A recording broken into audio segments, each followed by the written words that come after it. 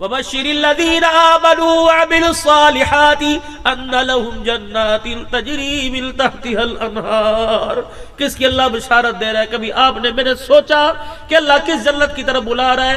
اذا اراد شیئا ان یقول له کن فیکون، جس چیز کو کہا ہو جاؤ وہ عرض وجود میں آ گئی۔ لیکن جنت کو اللہ نے اپنے ہاتھوں سے بنایا، خود اللہ نے جنت کو بنایا کس کے لیے؟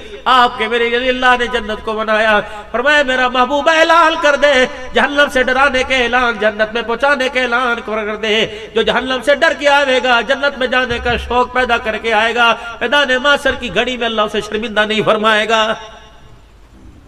وَسَارِعُوا إِلَى مَغْفِرَةٍ مِّن رَّبِّكُمْ وَجَنَّةٍ عَرْضُهَا السَّمَاوَاتُ وَالْأَرْضُ أُعِدَّتْ لِلْمُتَّقِينَ۔ چار مرلے کے مکان پر بھائی کو عدالت کے کٹہرے میں بلانے والوں، اس مکان کی فکر کیوں نہیں کرتے جو اللہ نے تمہارے لیے تیار کیا، جس کے طول و عرض کو اللہ نے زمین آسمان کے برابر بنا رکھا ہے۔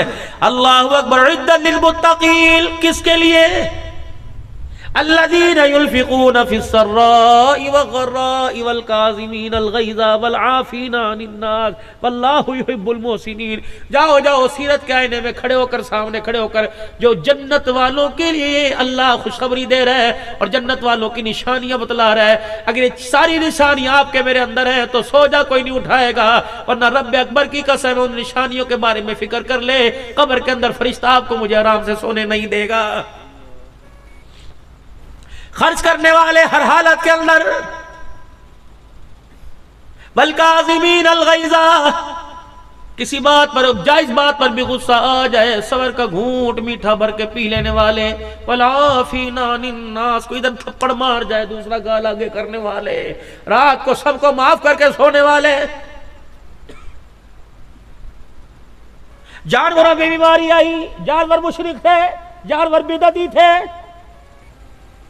ہم نے عبادت کو شوق بنایا، اتنا شوق بن گیا ایک ایک جانور 15-15 لاکھ روپے کا ہو گیا، غریب قربانی کے فرض سے خدا کی قسم محروم ہو کے رہ گیا۔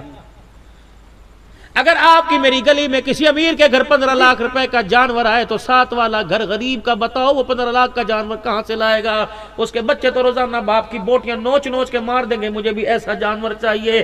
اللہ کی قسم تیرے قربانی کے جانور سے کسی غریب کی عزت نفس مجروح ہو گئی، اللہ تیری قربانی کے خون کا قطرہ بھی قبول نہیں فرمائے گا۔ حاصل پور والوں لے کے دوڑے سارا مال کراچی کے اندر، اللہ نے کہا ٹھہر جو نہیں، کسی نے سبق نہیں ملے گا۔ یا والوں کو قربانی سے محروم کیوں کیا؟ حاجی صاحب ذرا جانور کی جھالر چیک کرو، اس کی کوہال چیک کرو، اس کی کمر چیک کرو، اس کی پڑ چیک کرو، 5 کلو دودھ روزانہ پیتا ہے، مکھن کا پیڑا میں اپنے ہاتھ سے کھلاتا ہوں، پائیا بادام کی گری میں ہاتھ پہ رکھ کے کھلاتا ہوں۔ میں نے کہا بے شرما، خدا کی قسم جنہیں چارے کھلانے کا حکم تھا انہیں بادام کھلائے، اور جنہیں بادام کھلانے کا حکم تھا تو انہیں چارے کے بھی نہیں کھلاتا، انہیں پوچھ پائی کوئی نہیں۔ کا مطلب نہیں سمجھا؟ میں نے کہا تیرے گھر تیرے بوڑھے ماں باپ ہے کا جی؟ میں نے کہا ایک مرتبہ مجھے اپنے ماں باپ کے گھر لے جا۔ کہا کیا کرو گے؟ کل میں نے کہا لے کے دو جا۔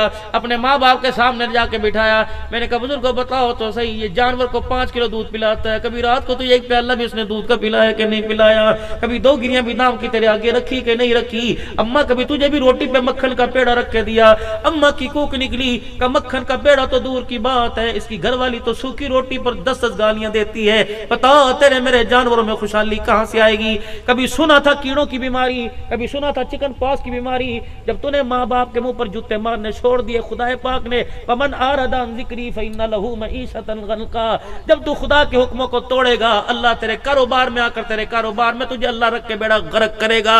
ومن اعرض عن ذکری فإن له معیشۃ ضنکا، تو فصل ہوگا، تو جانوروں کا کام کر، تو پیسہ کر، تو حکومتیں لے کے آ، جب تو میری نافرمانی کرے گا تو تیرے حکومتوں میں آ کر میں تیری حکومتوں کا بیڑا غرق کر کے دکھاؤں گا۔ وَنَحْشُرُهُ يَوْمَ الْقِيَامَةِ عَامًا، پھر قیامت کے دن تجھے ایک نشانی کے ساتھ کھڑا کروں گا، ہر ایک آنکھوں سے دیکھے گا، میں دیکھنے والے کو نافرمان کو قیامت کے اندھا کھڑا کر کے اٹھاؤں گا، اندھا اٹھا کے کھڑا کروں گا۔ لوگ پوچھیں گے کیا کام کرتا تھا؟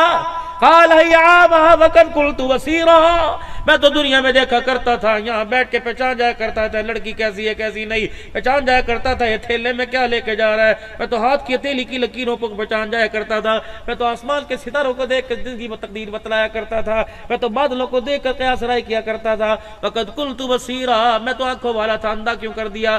قال كذلك تتلو آیاتنا فنسیتها وكذلك اليوم تنسى، 30 پاروں کی کتاب تیرے گھر میں پڑی رہتی تھی، ٹی وی تک تو تیرا ہاتھ جاتا تھا، میرے قرآن تک تیرا ہاتھ نہ ہے، اس لیے میں نے تجھے اندھا اٹھا کے کھڑا کر دیا۔ یہ اللہ کی قسم کہانی کوئی نہیں، کہانی کوئی نہیں، 16ویں سپارے میں اللہ پوری داستان بیان کر رہا ہے۔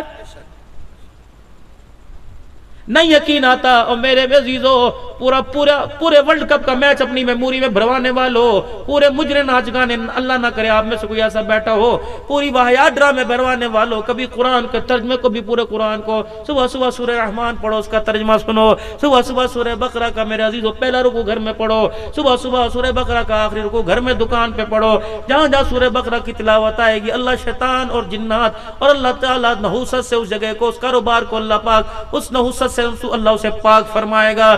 لیکن ہائے میری بدنصیبی، ہائے میری بدنصیبی، میں کیا کروں؟